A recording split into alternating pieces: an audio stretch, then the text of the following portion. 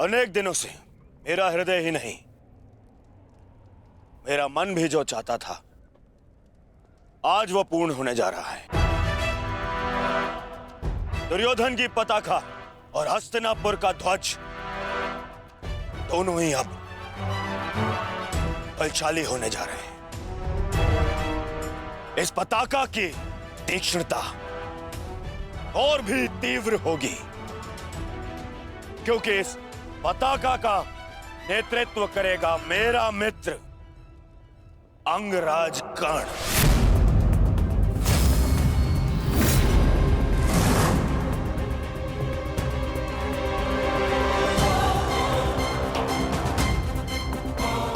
मित्र, आज से मैं निश्चिंत हो गया।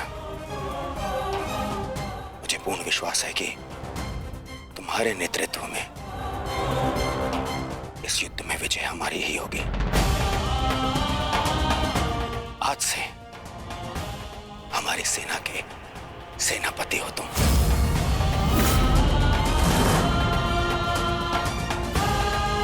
दुर्योधन, किसी दासी स्त्री के लिए पति चुन रहे हो या अपनी सेना का नायक चुन रहे हो?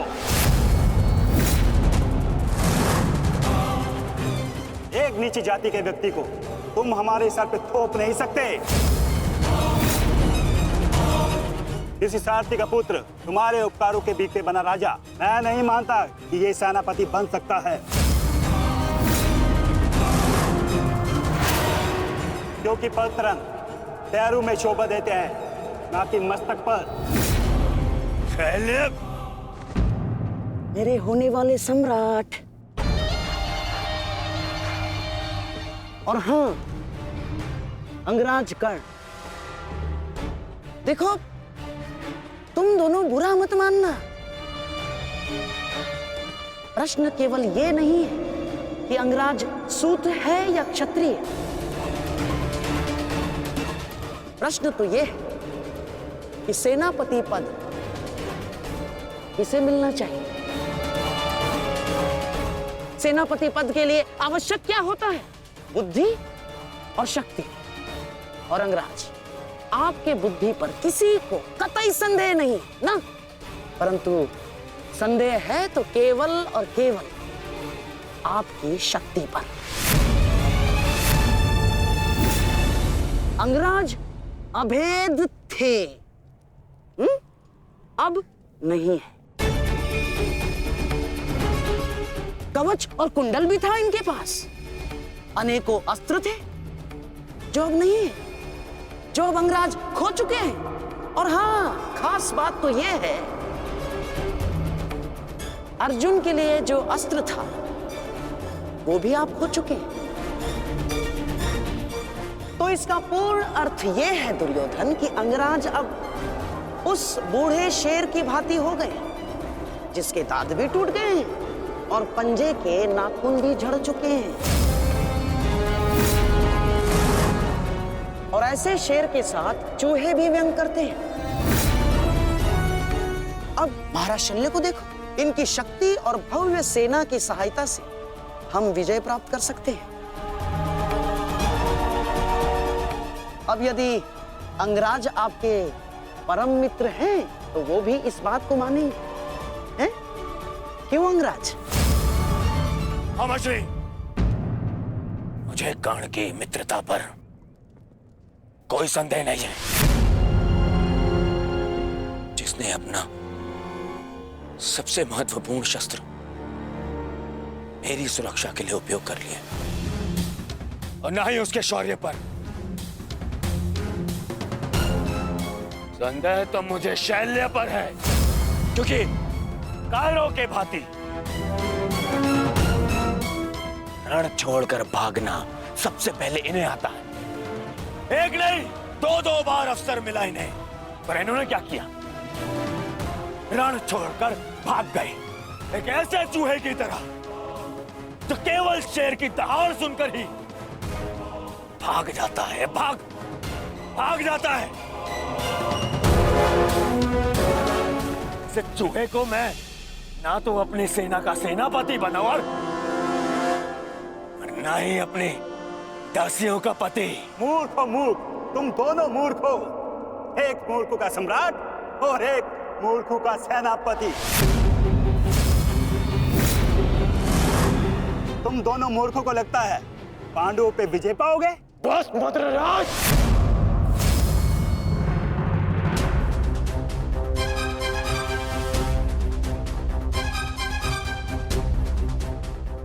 भले ही छोटी जाति का हूं, परंतु तुम्हारे कार्य और तुम्हारी जीवा मुझसे भी निचली जाति के हैं।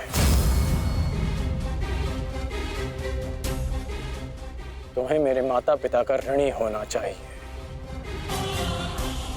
कि उन्होंने मुझे अच्छे संस्कार दिए, नहीं तो अभी तक तुम्हारी जीवा मेरे पैरों के नीचे होती है।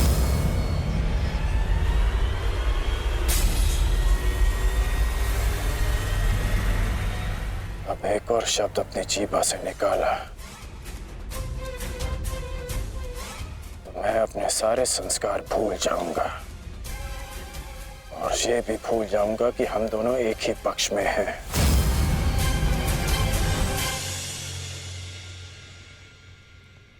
कुछ भी कह लो, कुछ भी कर लो, जब तक तुम सेनापति हो मैं नहीं लड़ूंगा।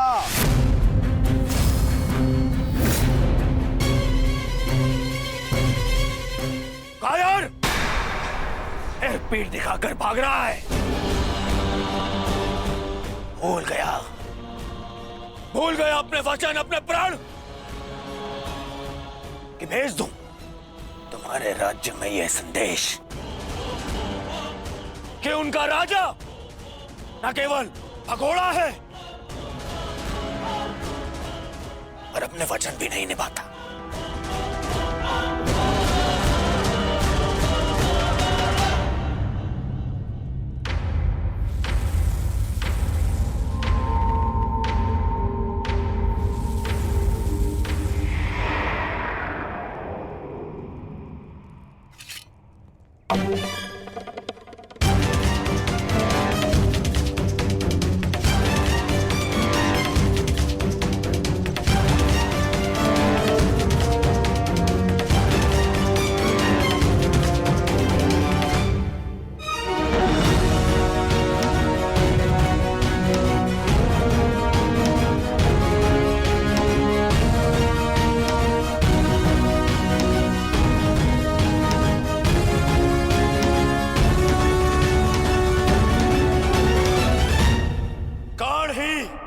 सेना का नेतृत्व करेगा।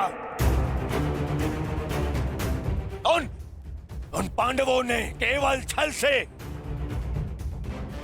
से हम पर विजय प्राप्त की है।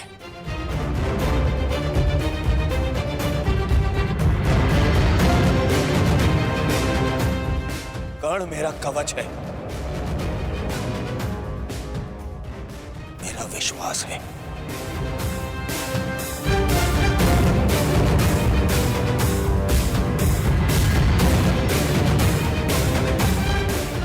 और कल मेरे विश्वास की विजय होगी, मेरे सामर्थ्य की विजय होगी और मेरे शत्रु के छल की पराजय।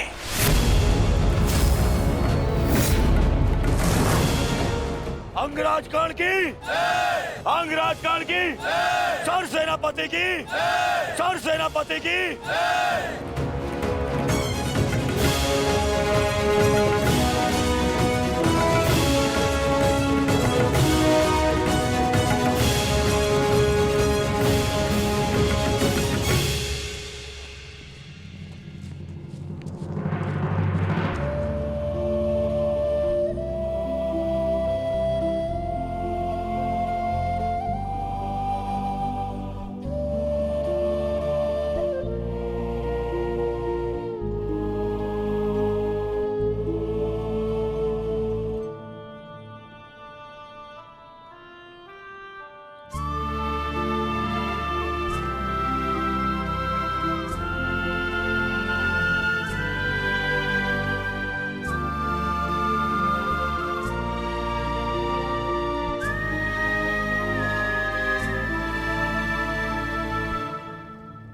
कर्ण, तो तुम नहीं जा रहे हो?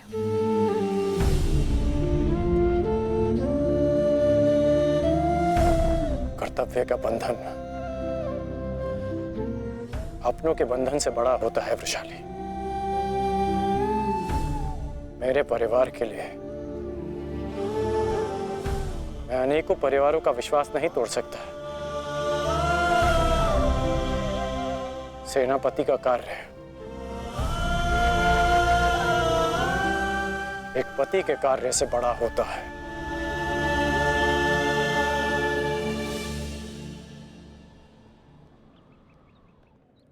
दुर्योधन को, इस सेना को मेरी आवश्यकता है। मैं अपने कर्तव्य से पीछे नहीं हट सकता।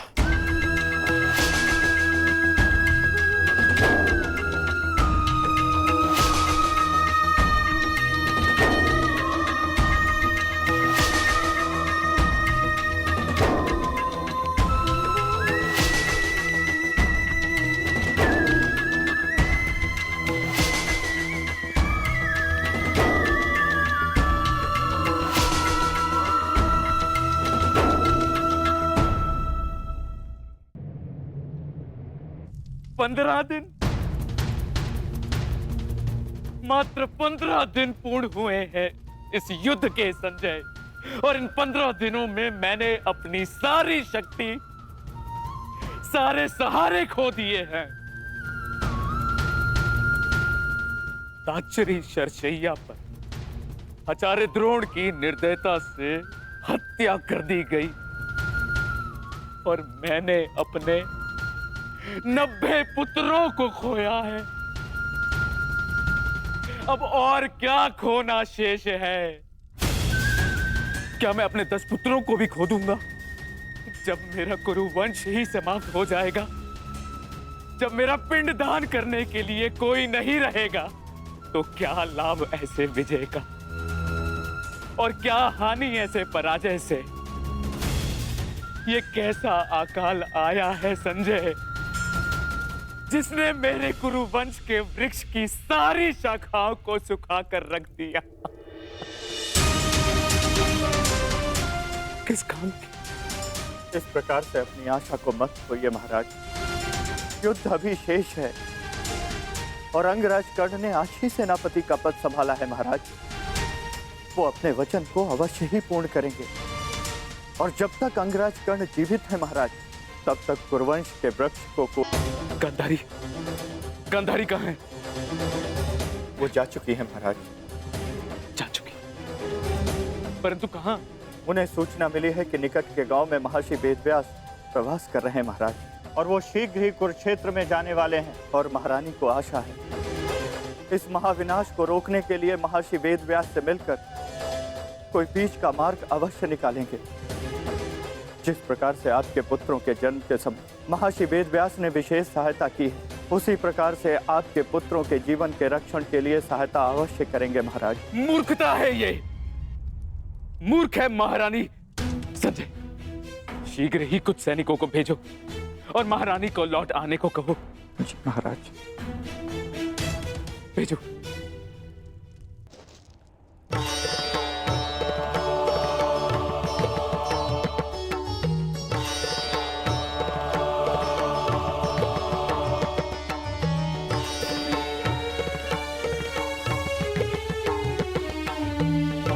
माधव, आप विश्राम कर लीजिए। सूर्य उदय होने में केवल एक प्रहर शेष है। मुझे ज्ञात है पार्थ, और आज का ये सूर्य उदय न केवल अपने साथ प्रकाश या सूर्य की किरणें लाएगा, आज का ये सूर्य उदय अपने साथ एक परीक्षा भी लाएगा पार्थ।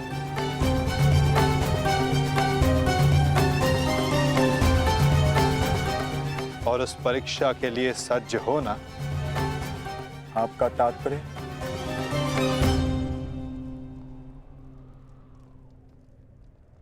आज से व्यूह रचना का भाग केवल भाग नहीं रहेगा पार्थ, स्वयं व्यूह रचनाकार होगा पार्थ।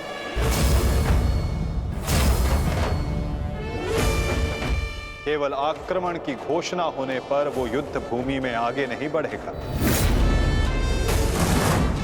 समस्त कौरव सेना युद्ध भूमि में आगे बढ़ेगी पार्थ। अब अंगराज कर्ण आज्ञा लेंगे नहीं, वो आज्ञा देंगे पार्थ।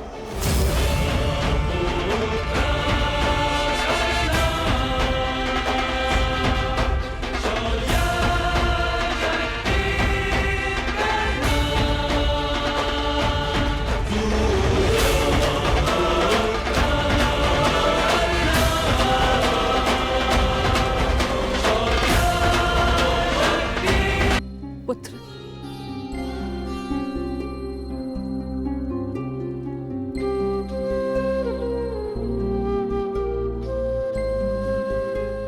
प्रणिपात राजमाता, आदेश कीजिए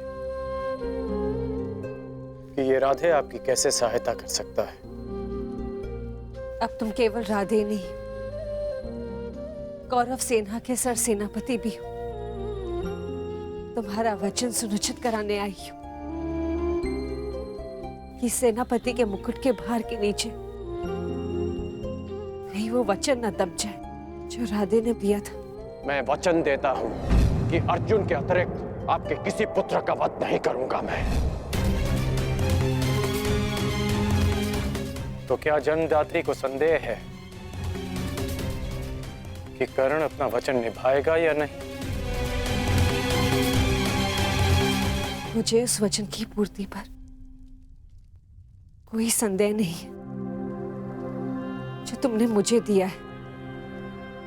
मैं वो वचन स्मरण कराने आई हूं जो वचन तुमने अपनी पत्नी सुप्रिया को दिया था। एक पति ने अपनी पत्नी को दिया था कि आवश्यकता के समय पर वो हर समय उसके पास उपस्थित रहेगा। सुप्रिया को तुम्हारी आवश्यकता है कर्ण। जानता हूं राजमाता, किंतु मैं नहीं जा सकता।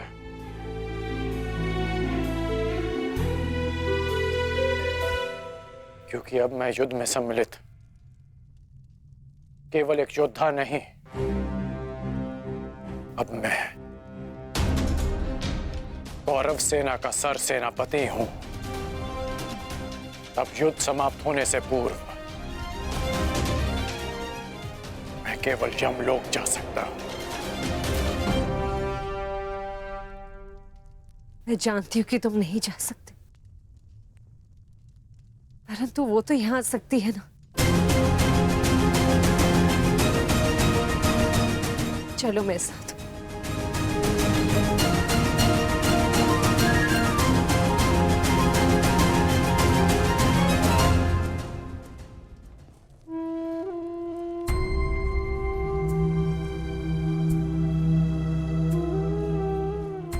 सुप्रिया,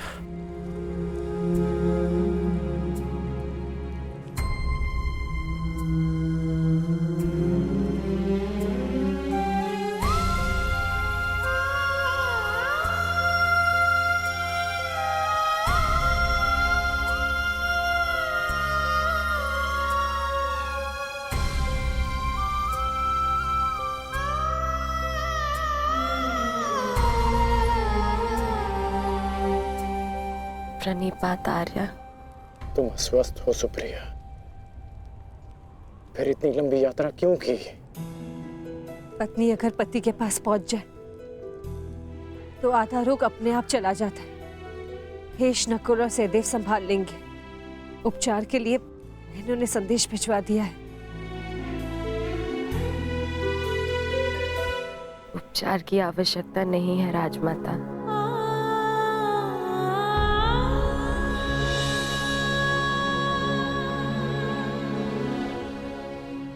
ना ही उपचार से कोई लाभ है। मेरी इच्छा थी कि मैं अपना अंतिम श्वास अपने अरदान की छांव में लूं, बस वो पूरी हो गई। और मेरे मन पे एक बोझ रह गया। त्रिशोक में मैं अपने पत्नी होने का कर्तव्य नहीं निभा सकी, आपसे रुष्ट होकर चली गई। मुझे मुझे क्षमा कर दीजिए आर्य।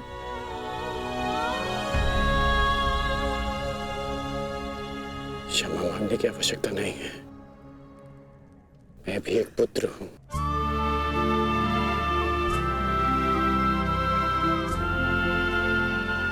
माता की वेदना समझता हूं।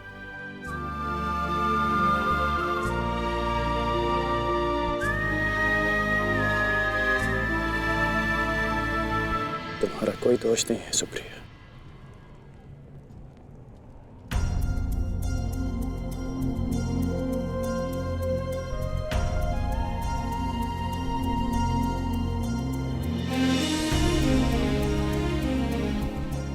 ये क्या कर रही हो सुप्रिया? महारानी हो तुम अंग की। धन्यवाद उस देवी का जिसके बलिदान से मेरे जीवन का निर्माण हुआ।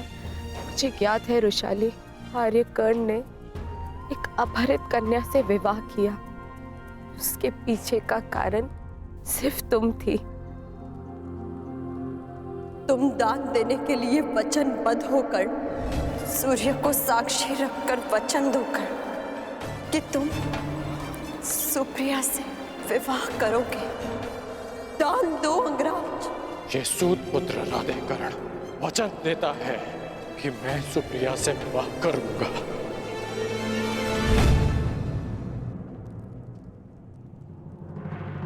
उस पल से इस पल तक मैं जितने भी पल जी हूं तुम्हारी कृतज्ञ बनकर जी हूं रुशाली। कदाचित मैंने अपने पुत्र ऋषि का नाम भी तुम्हारे नाम पर रखा। सुप्रिया, सुप्रिया आप कुछ मत कहो, बोलने से कष्ट होगा। नहीं आर्य, मेरे सारे कष्ट तो इस देवी ने हर लिए। स्वयं कांटे सहज कर मुझे पुष्पी शैया दी है रुशाली ने। तुम्हारे कारण मैं सौभाग्यवती हो गई रुशाली। तुमने अपने विवाह की यज्ञ में भी रुशाली ने मेरे नाम की।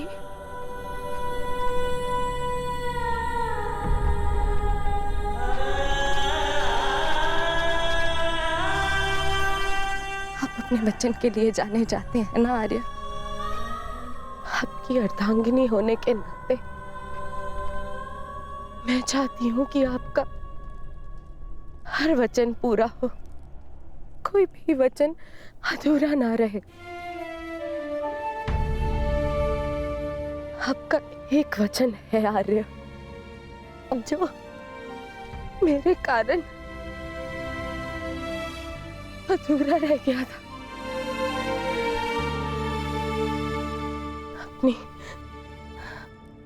अपनी अर्धांगिनी अंतिम इच्छा पूर्ण कीजिए आर्य, ताकि मैं इस संसार से इस संतोष के साथ जा सकूं।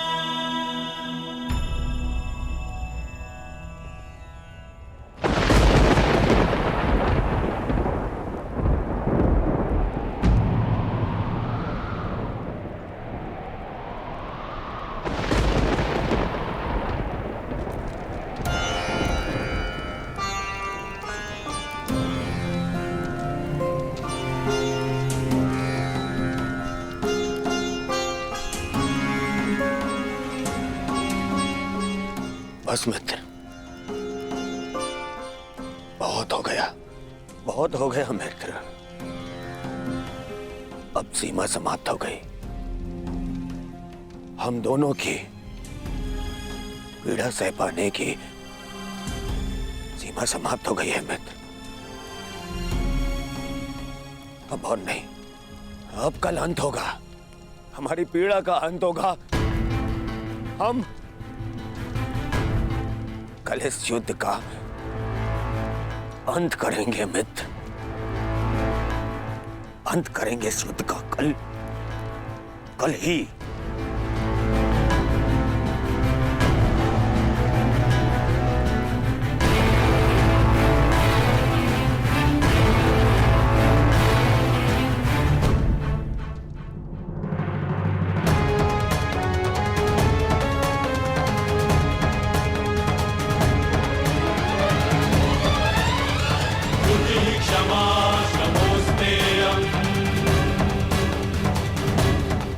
यशस्वी भव।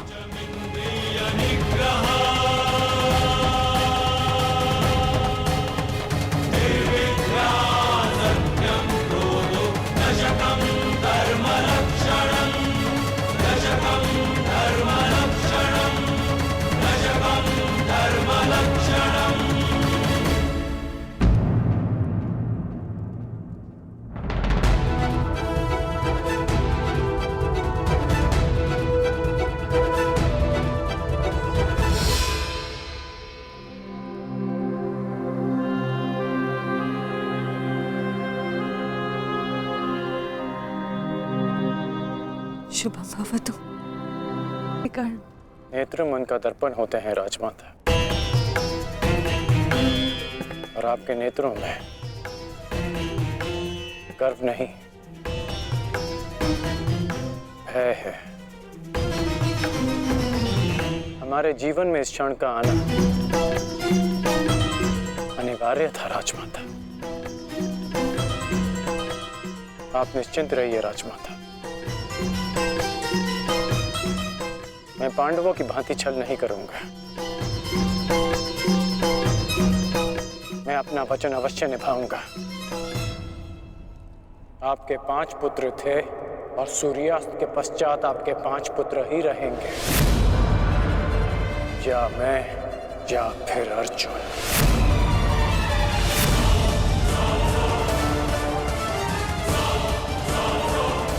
प्रणिपात राजमाता।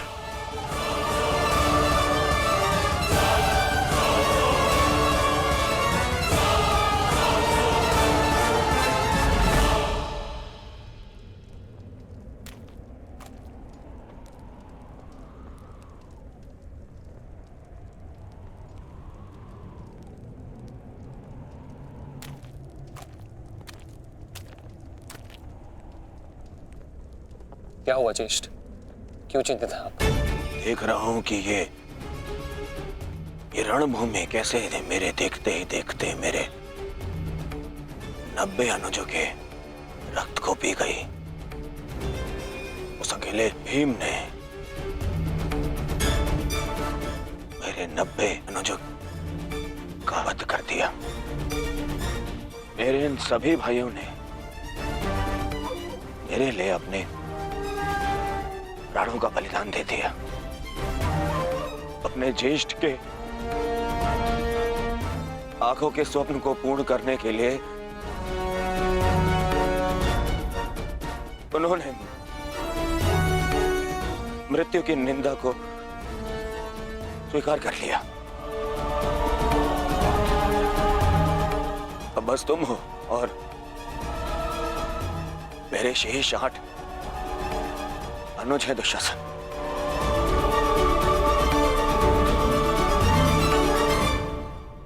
ये सोचकर मेरा हृदय कांप उठता है कि न जाने अब और किसका लहू मांगेगी ये रणभूमि।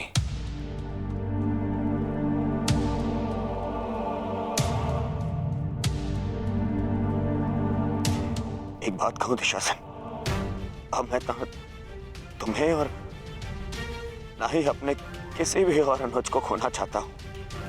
अब मेरे में साहस नहीं रहा। कि मैं अब अपने किसी भी और अनुज की अर्थी को कांधा दूं, मेरे में साहस नहीं है अब। किंतु आपके अनुज में साहस है ज्येष्ठ। साहस है कि वो अपने ज्येष्ठ के स्वप्न को पूरा करते करते अपनी आंखें मूंद ले। आपके लिए अपने प्राण देकर प्रसन्नता होगी मुझे, और संतोष भी कि मैंने पितृ ऋण चुकाया, क्योंकि मेरे माता पिता ने आज तक मेरा मुख नहीं देखा, और मेरे लिए आप ही मेरे पिता और आप ही मेरी माता हैं।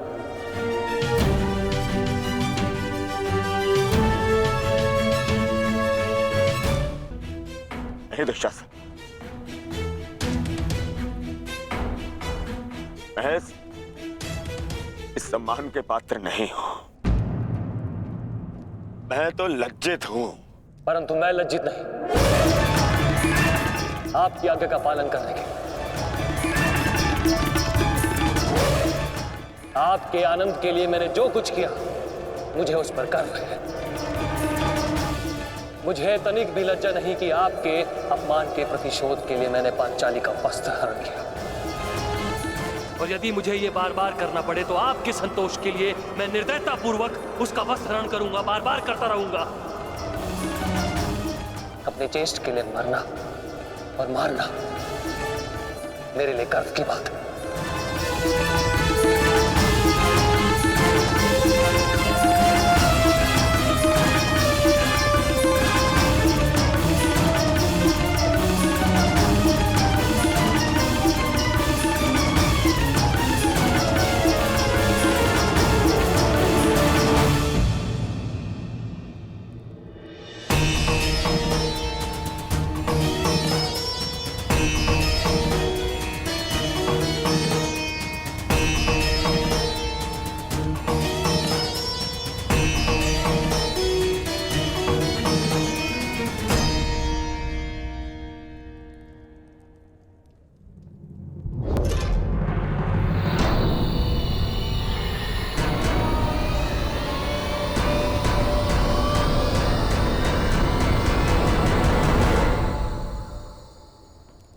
माधव, आप गए नहीं?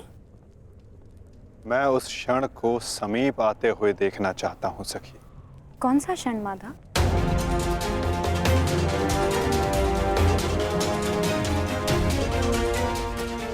इस महायुद्ध के प्रारंभ होने से वर्षों पूर्व कुछ वचन दिए गए थे, कुछ प्रतिज्ञाएं ली गई थी, केश खोले गए थे, उनसे कुछ आशाएं बांधी गई थी सखी। और अब उन वचनों की पूर्ति का, उन प्रतिज्ञाओं के संपन्न होने का, उन केशों को बांधने का क्षण समीप आने को है सखी।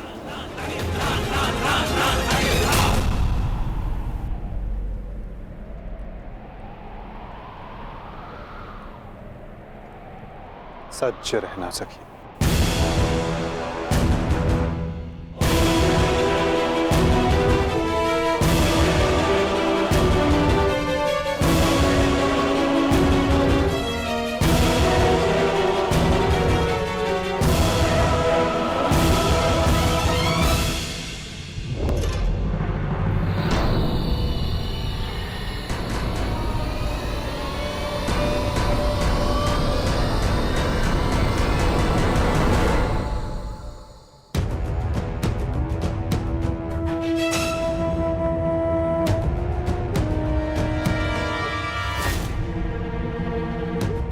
दासियों के मस्तक पर चूड़ामणि शोभा नहीं देती।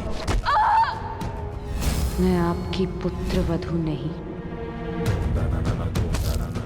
और ना ही आपके पुत्रों की पत्नी।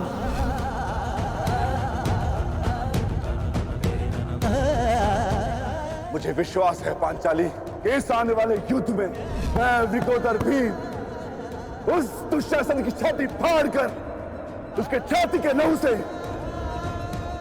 तुम्हारे केश सींच पाऊंगा।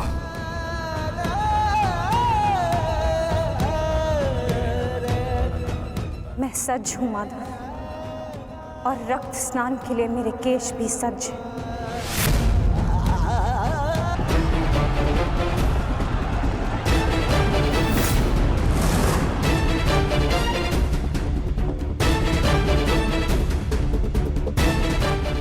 मुझे पूर्ण विश्वास है मित्र, विजय कौरव सेना की ही होगी।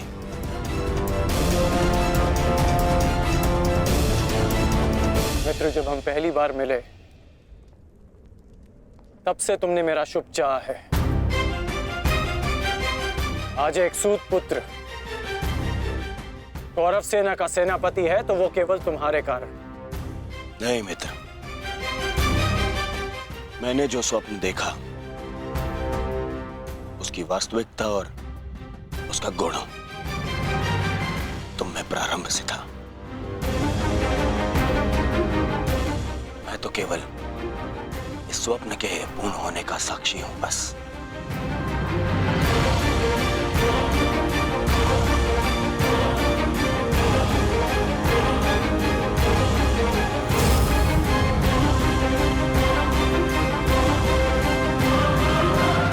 विजय हमारी होगी मित्र, विजय हमारी होगी।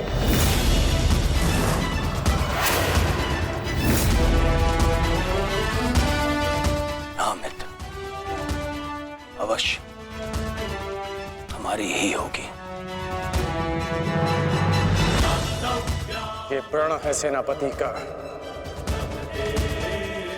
या तो वो अपनी सेना को विजय दिलाएगा या विजय की प्राप्ति के लिए लड़ते लड़ते अपने प्राण त्याग देगा।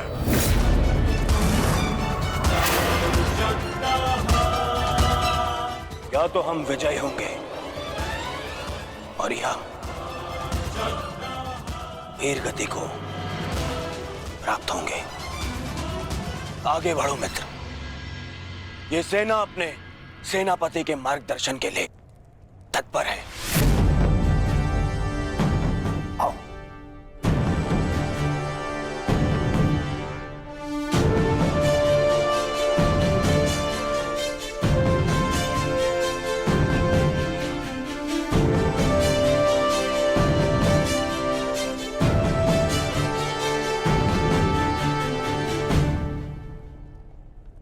सेनापति मार्गदर्शन करता है, परंतु विजयश्री वीर सैनिकों के कारण संभव होता है। आप सबके कारण संभव होता है। स्मरण रखना अपने उन वीर भाइयों को जो वीर गति को प्राप्त हुए, उनके बलिदान को स्मरण रखना, और यह भी स्मरण रखना कि आप में से हर एक अपने साथी की सुरक्षा के लिए उत्तरदायी है। और मन में यह विश्वास रखना कि यह युद्ध हमारा है और हम इस पर विजय पाकर रहेंगे। हर हर महादेव, हर हर महादेव, हर हर महादेव, हर हर महादेव।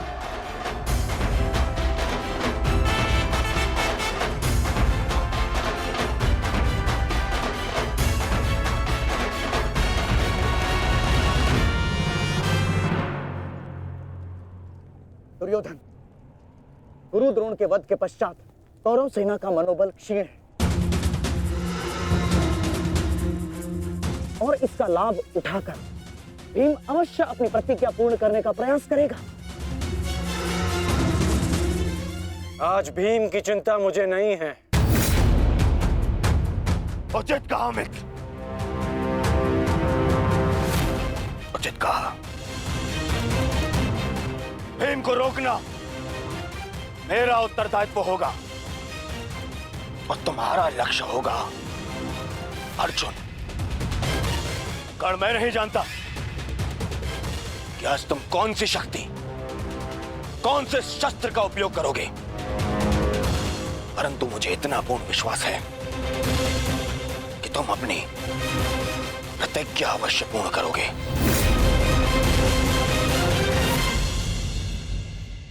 कर्ण के अंत के साथ ही इस युद्ध का भी अंत हो जाएगा माधव, और उसके पश्चात अपनी प्रतिज्ञाओं को पूर्ण करने की औपचारिकता शेष है। प्रतिज्ञा पूर्ण होगी मित्र।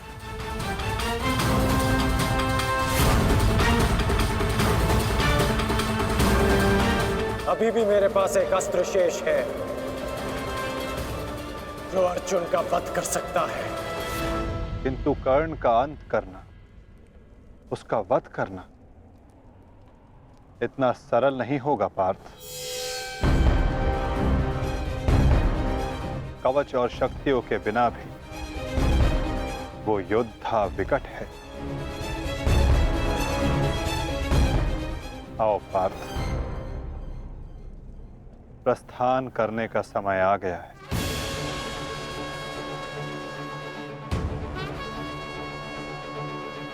युद्ध का 16वां दिन।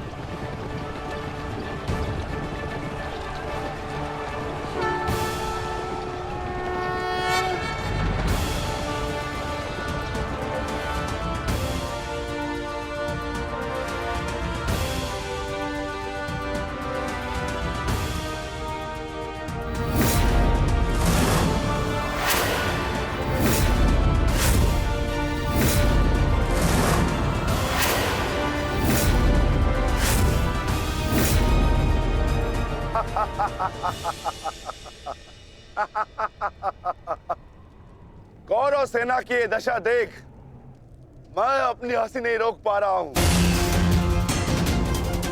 इन्होंने एक सूत पुत्र को सेनापति बना दिया। दुर्योधन, तुम्हारे इस निर्णय से मुझे तुम्हारी पराजय दिख रही है।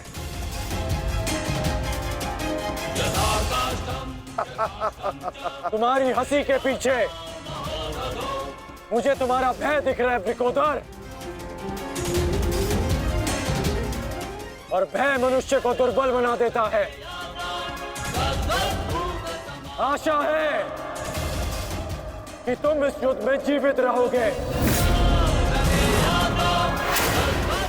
ये तो समय ही बताएगा कि कौन भयभीत रहेगा और कौन जीवित।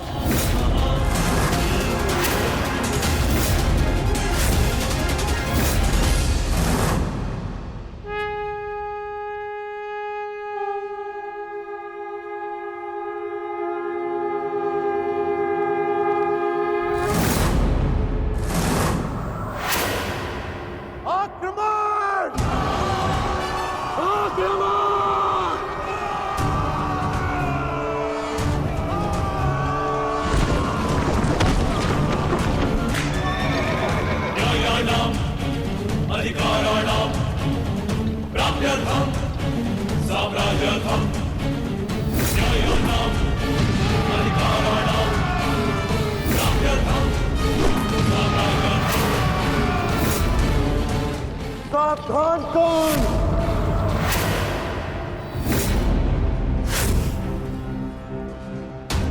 मैं जानता हूं कि तुम मुझे अर्जुन से दूर रखने का प्रयास करोगे युधिष्ठिर, परंतु तुम्हारा यह प्रयास सफल नहीं हो पाएगा।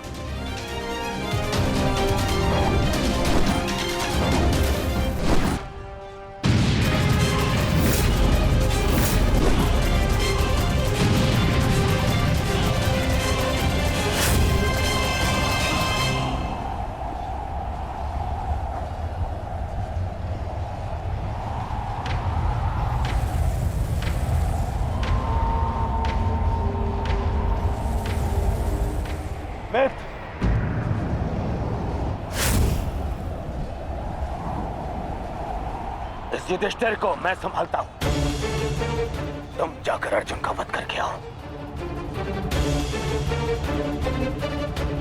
चलो सत्यसेन।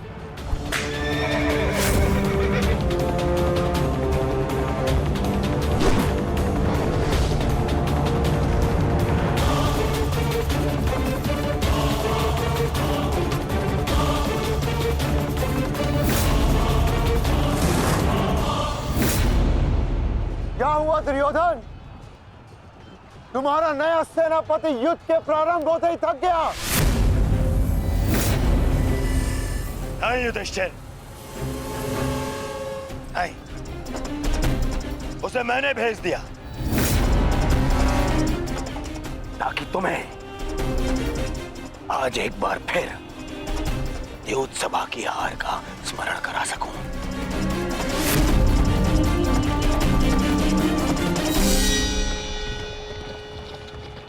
अंगराज, मुझे अर्जुन कहीं दिखाई नहीं दे रहे हैं।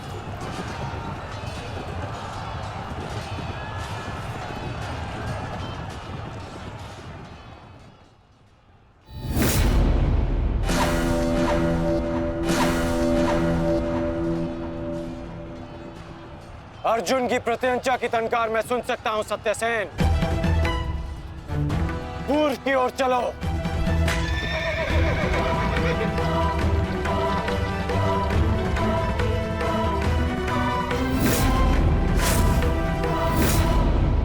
छल, कपट और अनीति के इस पुतले वासुदेव के कारण ही अब तक तुम युद्ध में टिके हो अर्जुन। परंतु आज मैं इस छल और कपट का अंत करके ही रहूंगा। सावधान!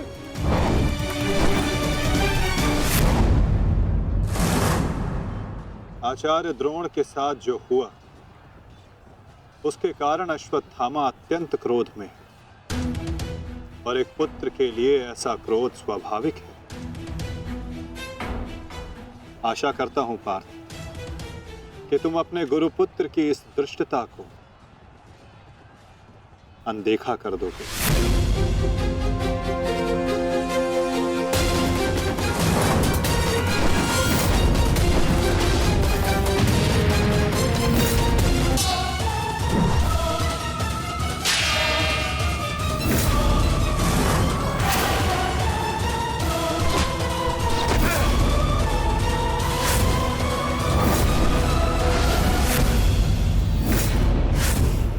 आपके जैसे कुशल राजा के होते हुए उस सूतपुत्र कर्ण को कौरवों का सेनापति बना दिया गया, और आप देखते ही रह गए।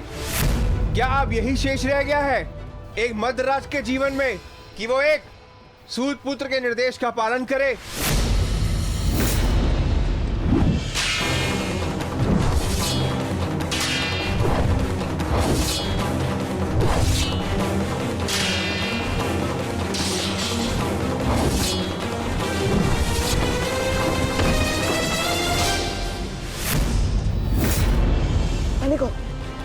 घेर लो इसे, मारो।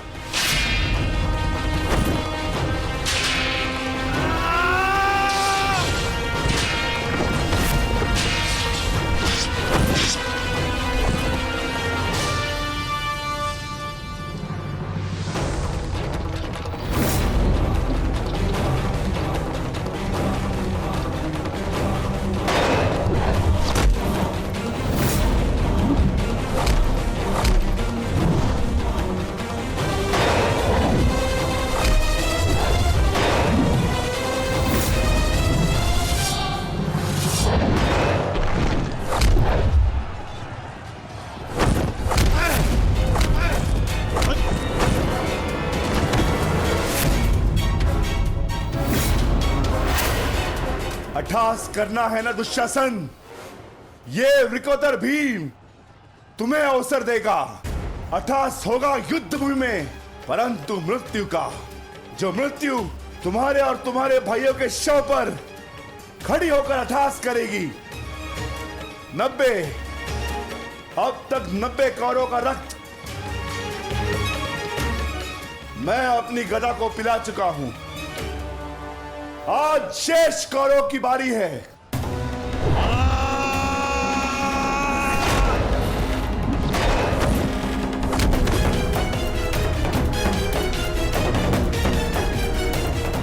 मैंने प्रतिज्ञा ली है, तुम 100 कौरव भाइयों का वध मैं स्वयं करूंगा, परंतु मरने से पहले मैं तुम्हें तड़पता देखना चाहता हूं। ठीक वैसे जैसे अभिमन्यु तड़पा था, ठीक वैसे जैसे पांचाली तड़पी थी, तुम्हारे हाथों से बचने के लिए।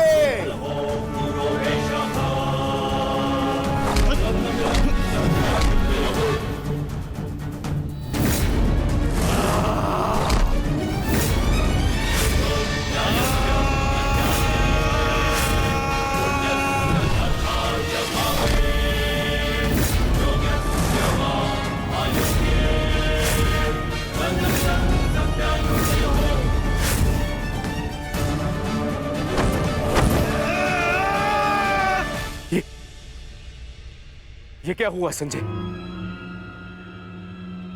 ये किसकी चीख? ये कौन है जो पीड़ा से तड़प रहा है? भीम और दुशासन के मध्य महायुद्ध हो रहा है महाराज।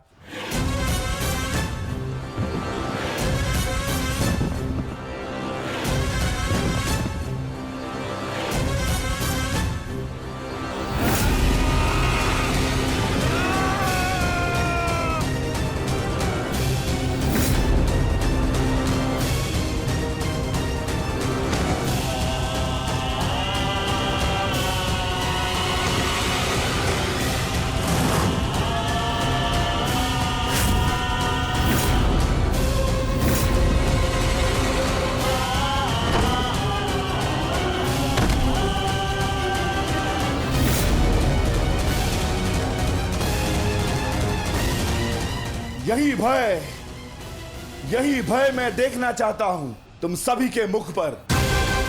मृत्यु को समीप आते देख तुम लोग जितना भयभीत हो जाओगे, मुझे तुम्हारा वध करने में उतना ही आनंद आएगा।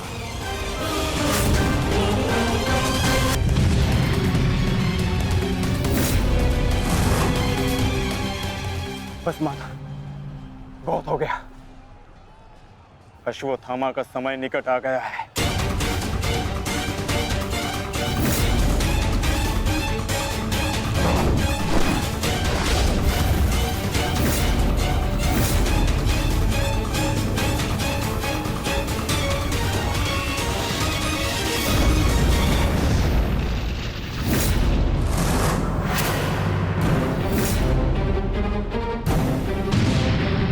समय तो ध्वंस पूर्ण होने का आ गया है अर्जुन।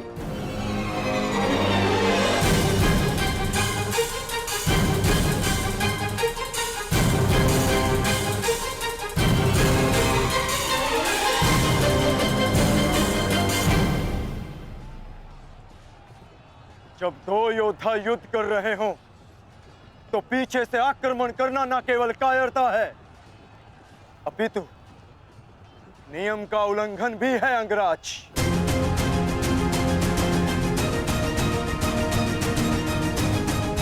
अश्वत्थामा, तुम जाके दुर्योधन की सहायता करो।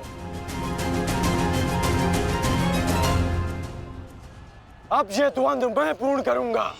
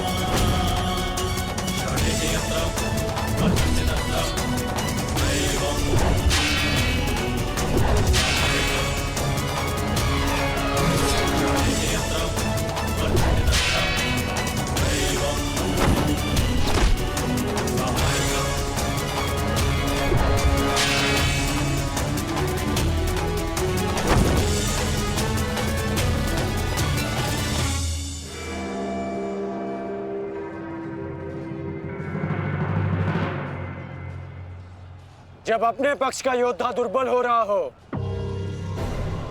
तो उसकी सहायता करना ना ही कायरता है और ना ही नियमों का उल्लंघन। यदि कायर होता अर्जुन तो मेरा वार तुम्हारे बाण को नहीं, तुम्हारी छाती को चीर देता। अर्जुन, वर्षों के इस द्वंद्व को पूर्ण कर लिया जाए। आओ।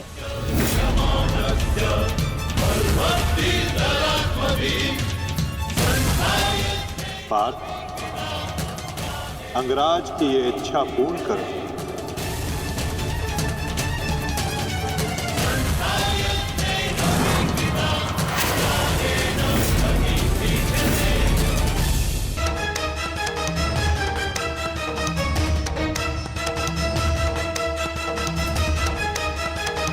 उठो दुशासन, उठो।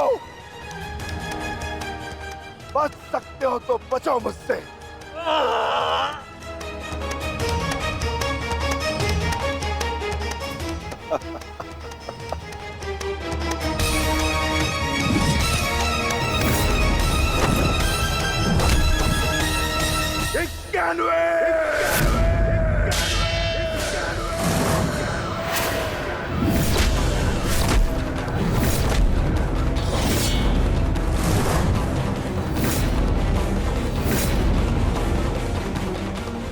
और सुन रहे हो दुर्योधन, पांचाली के होते नग्न शरीर पर सहस्त्रों लोगों की दृष्टि पड़ी थी।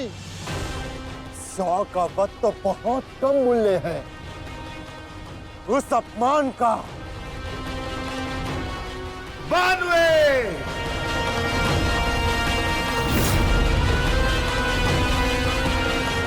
आज एक पांडव की मृत्यु तो निश्चित है।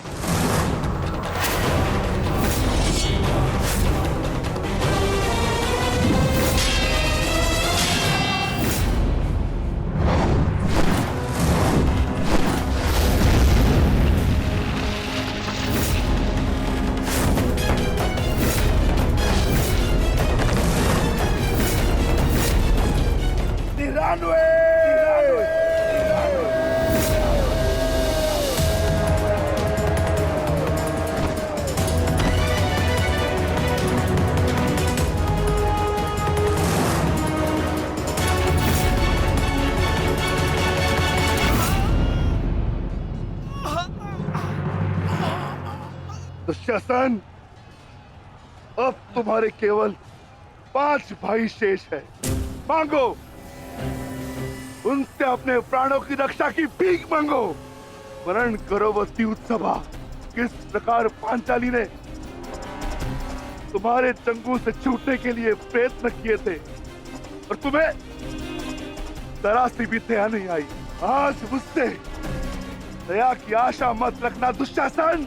जहां भी जाओगे